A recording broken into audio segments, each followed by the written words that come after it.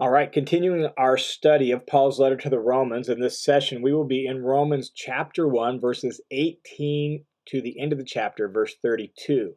After the initial statement of the thesis to the letter in chapter 1, 16 and 17 that we looked at in our last session, here Paul launches into the body of the letter by pronouncing that the wrath of God is revealed against all the unrighteousness and wickedness of men. It's a little bit jolting and a little bit startling, and at least should be to us, because Paul has just said that he wants to proclaim the gospel, the good news. And he begins then really his portrayal of the good news in Romans with this statement about the wrath of God being revealed from heaven against all the ungodliness and the wickedness of men. And from 1:18 all the way up through 3:20, Paul is displaying how all people, regardless of their background, stand under the wrath of God. They stand under the condemnation and the just repayment of God for their wickedness, for their faithlessness, for their disobedience to God. It doesn't matter whether they're an out-and-out immoral pagan or even a decent pagan or a Jew. Everyone, regardless of their background and where they've come from, are condemned before God. That's the point Paul is going to make from 1:18 through 3:20. The section we're in here, 1:18 through 32, is the first section in that case against mankind. And here in 1:18 through 32, Paul is going to speak specifically about the immoral pagan, demonstrating how the complete immoral pagan stands justly condemned before God. And because of that, the immoral pagan himself needs the righteousness of God that is by faith in the Messiah, just as everyone else does, is what Paul is going to ultimately say as he builds this case against mankind beginning here. Now, before we look at the details of this paragraph, just one note on structure. The movement of this passage is carried forward by the refrain, God gave them over. You see that in 124, 126, and 128. Skim down through your Bible and just note that saying, God gave them over. And that saying is combined with the phrase, they exchanged, they exchanged, they exchanged. The point seems to be this, that they exchange refers to humans choosing to go their own way, choosing, in fact, a God of their own making instead of the one true God. And as a result of this exchange, this choosing something other than the one true God, God gives them over to what they want. God hands them over.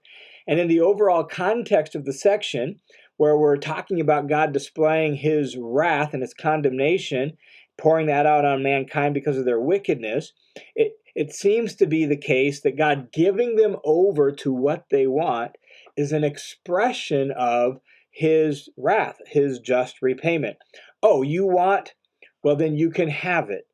And the more you have it, the darker and the worse it's going to be for you. And that's part of God's way of expressing his wrath, is by giving people what they want, and then it turns out to be awful, more than they ever imagine. And so this paragraph then is carried forward in this way, with mankind exchanging the glory of God for a God of their own making, and then God handing them over to what they want, to their own choices and their own decisions. The basic idea is God really allowing them to reap what they sow. In fact, he's not just giving them something they didn't ask for, he's giving them the very thing they wanted, and thus the punishment not only fits the crime, but directly results from the crime as well, in the words of N.T. Wright in his commentary on Romans. Okay, with that, let's look at some of the details of this section. The first portion of it, verses 18 through 23, really describes the why behind God's wrath. Why is God's wrath being poured out? And what Paul describes in these verses is mankind's flight from God, how he is running from God and choosing idolatry over the one true God. And that's the basic reason why God's wrath is being poured out against him. Let me read it to you. Verses 18 through 23 of Romans chapter 1. It reads like this. For, notice that, for Paul is, again, just logically building his case. It's growing out of really the gospel being on the basis of faith. Why is that? Well, it's because there's a problem with God. There's the wrath of God. So, for the wrath of God is revealed from heaven against all ungodliness and unrighteousness of men who suppress the truth in unrighteousness. Because that which is known about God is evident within them, for God made it evident to them. Why? Well, since the creation of the world, God's invisible attributes, his eternal power and divine nature, have been clearly seen, being understood through what has been made, so that they are without excuse. For even though they knew God, they didn't honor him as God or give thanks, but they became futile in their speculations, and their foolish heart was darkened. Professing to be wise, they became fools, and they exchanged the glory of the incorruptible God for an image in the form of corruptible man, and birds, and four-footed animals, and crawling creatures. And so the basic point, as I noted, is that mankind is culpable for his rejection of God. It's not like God was so hidden man couldn't know him. No, mankind has suppressed the truth about God and has fled from God, and this has led him into adultery. So let's walk down through the details of this section.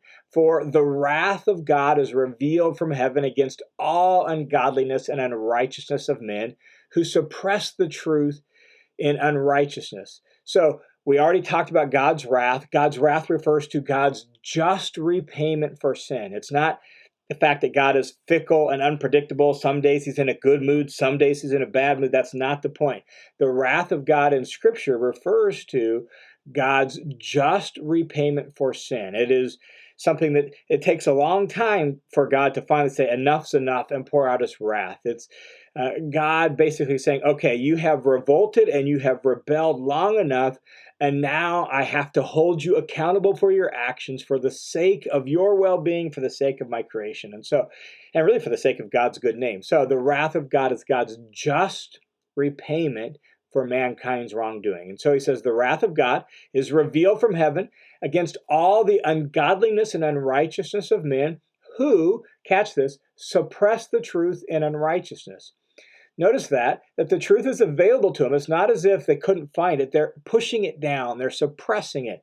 They're squelching it. They're hiding it. They're covering it up in themselves and from others. They suppress the truth in unrighteousness. That the truth is available. It's evident. As Paul goes on to explain. In verse 19, he says, because, here's what he means by they suppress the truth.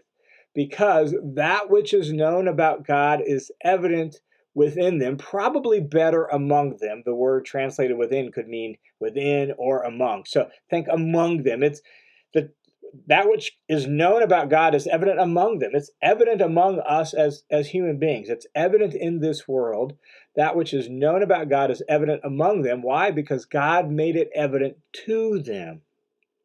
God has made himself evident to them. In fact, historically speaking, it's why virtually every culture and the vast majority of mankind throughout history have believed in some sort of divine being or beings, right? That they recognize there's got to be something beyond this world that brought all this into existence. There's got to be something that made all of this. That's where Paul goes in verse 20. For since the creation of the world, his invisible attributes, that is God's invisible attributes. So yes, God is invisible, but since the creation of the world, his invisible attributes, and Paul names the two that he's thinking of, his eternal power and his divine nature. And so God's eternal power and the fact that he is God, divine nature, that there's some sort of divinity, just those two bare minimum facts about God should be obvious from creation around us. So since the creation of the world, God's power and godness have been clearly seen. They're evident, they're obvious, being understood through what has been made, so that mankind is without excuse. That choosing not to believe, at least in some bare minimum idea of God, makes us guilty. We're without excuse for that. It should be obvious. It should be evident that there's some sort of God, that creation itself cannot testify to its own existence. It cannot explain its own existence. just philosophically and logically, from nothing, nothing comes. So if there was nothing, there would be nothing. But the fact that there is something, i.e. the creation, there has to be something or someone behind that got that started. And then when you look at the vast complexity in nature and all of that, that speaks to the power and the wisdom, the divine nature of whatever it is, whoever it is that's behind all this. And hence the reason increasingly scientists are coming to recognize that there's some sort of mind behind creation, because creation itself speaks and points towards some sort of great, powerful, wise mind behind it all. And that's his point here, is that creation itself speaks to the very existence of God, and yet mankind has repeatedly pushed down and suppressed the true knowledge of this God, and they've chosen to worship the creation itself. They've chosen to worship other things. They've chosen to go their own way rather than follow what they know about God. And as a result of that suppressing the truth about God, Paul goes on to say in verse 21, they didn't even give him the bare minimum response that a creature should give to his creator. Verse 21 says, for even though they knew God, so they have this knowledge about God that's evident in creation, it's obvious that there is some sort of creator, which means there should be some bare minimum response to him, and they didn't even do that. Even though they knew God, they did not honor him as God or give thanks. I mean, that's like our bare minimum response to our creator, simply to honor him as our maker, honor him as God, and give him thanks for existence, give him thanks for the good world he's made. And mankind hasn't even done that. But they became futile, the second half of verse 21 says. They became futile. They became empty. They became useless, right? They became fruitless in their speculations, and their foolish heart was darkened. And so the further they went in their rejection of God, the further they went in pushing down the knowledge of God, the further they ran from God, the darker life became. The darker their understanding, the light started to go out in their mind, and it became harder for them to see the truth. It became harder for them to understand God, harder for them to grasp God. They were futile in their speculations, and their foolish heart was darkened. Paul says, professing to be wise. Oh, they claim to be so smart. They claim to know so much. They claim to be so understanding. They profess to be wise, and yet they became fools. And they exchanged, there's the first phrase, they exchanged the glory of the incorruptible God, the glory of this eternal, incorruptible, beautiful God. They exchanged that for an image in the form of corruptible man and of birds and of four-footed animals and crawling creatures. And so here you have the immortal, eternal, incorruptible God who cannot die, who can never decay or wear out. And mankind exchanged the honoring of him, and instead they worshiped created things. They made an image. They made an idol or an image of corruptible man. They are all into corruptible human beings or birds or for things that die and decay and go away. They would rather worship that than God himself. And so they began to worship the creation and the creature rather than the creator himself. Well, how did God respond to that? Well, verse 24, we get the first of these God gave them over phrases. And so it says, therefore, because of their rejection of God, their flight from God, their choosing idolatry over God and worshiping creatures rather than the creator, because of that, therefore, God gave them over. It's not like God's being unjust. They don't want God. They want to go their own way. God hands them over to their own choices. God gave them over in the lust of their hearts. And lust just means desires. So God gave them over in the desires of their hearts to what they wanted. This is what you want. This is what you can have. To impurity, to uncleanness, so that their bodies would be dishonored among them. So they would experience the dishonor in their bodies among them. For they exchanged, we get that phrase again, for they exchanged the truth of God for, and it's translated here, a lie, bad translation. There's a there's an article, definitive article before that. So it's the lie. They exchange the truth of God for the lie, not just any old lie, the great lie that God didn't exist, the lie of idolatry. Let's worship the creation. Let's worship the creature rather than the creator. They exchange the truth about God for the great lie of idolatry, and they worshiped and served the creature rather than the creator, who is blessed forever. Amen. And so the fundamental problem with humanity and the basic reason God's wrath is being poured out is because mankind's flight from God and choosing to worship the creature rather than the creator, who's blessed forever. And so idolatry is the great lie, and it is the root cause of all of mankind's problems. Now, Paul then goes on in verses 26 and 27 to give a specific example, something that kind of grows out of this flight from God. Here is an example of what happens when people flee from God, choose idolatry, go their own way, when cultures go their own way. And what he goes into, this is going to be tough for us to hear in the modern context, is he goes into homosexual behavior. Paul's point is that homosexual behavior is actually an evidence of, an example of the dishonorable passions and human degradation that results from rejecting the truth about God and believing the lie and pursuing that. When cultures go that way, homosexual behavior follows suit. And in Paul's world, homosexual behavior was all over the place. It was quite rampant in the Greco-Roman world. In fact, in the Greek culture, in some cases, certain expressions of homosexual behavior was almost made out to be a virtue. And so it was widespread, well known, and Paul's point is that passion, that behavior, it's really important we emphasize the word behavior with this, that behavior is an example of the dishonorable passion and human degradation that results from rejecting the truth about God and instead believing the lie and worshiping the creature rather than the creator. Here's what Paul says in verses 26 and 27. He says, for this reason, again, for the reason of fleeing from God, believing the lie, worshiping the creature, for this reason, God gave them over to degrading passions. God handed them over. It's like, okay, you want this evilness, you want degrading passions, you want to go your own way, you don't want to follow the way I designed you to function.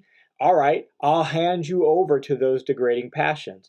For their women exchange the natural function for that which is unnatural. And in the same way, also, the men abandoned the natural function of the woman and burned in their desire towards one another. Men with men committing indecent acts and receiving in their own persons the due penalty of their error. He's clearly talking about homosexual behavior. Notice the emphasis on the behavior, committing indecent acts, right? And burning in their passions for one another, leading them to indecent acts and receiving in their own persons. He's talking about homosexual behavior in this passion. He says that they exchange the natural function, meaning the natural function of heterosexual behavior, heterosexual sex. Clearly in Genesis chapters 1 and 2, man brought man to woman and woman to man. That was the way God designed things to work. And in the same way, also, the men abandoned the natural function of the woman, burned in their desire towards one another, men with men committing indecent acts. So he's talking about things that are against nature, contrary to nature. The phrase in Greek is paraphusin, against nature. This is a very important phrase, and probably the best study I could recommend for you on it is in a book called People to be Loved by a scholar named Preston Sprinkle. People to be Loved. I'll put a link actually in the notes that you can check that out. It's got a thorough study of this section dealing with homosexual behavior and how Christians should respond to that and how we should understand that biblically. He's also got some of the other major passages on that as well. It's a great study. So People to be Loved, I'll put a link to that in the notes below. But paraphusin simply refers to the way God intended, by virtue of his design, human sexuality to operate. So paraphusin refers against God's design, against the design of nature. In fact, this phrase paraphusin was used in moral writings and philosophical writings of the Greco-Roman world condemning homosexual behavior. For those that actually did condemn it, even if they were not Jews, even if they were pagan moralists, there were certain condemnations of it. They often use this phrase, paraphusin, to simply refer to it's not the way things are designed to work. It's against the way nature has designed things to function.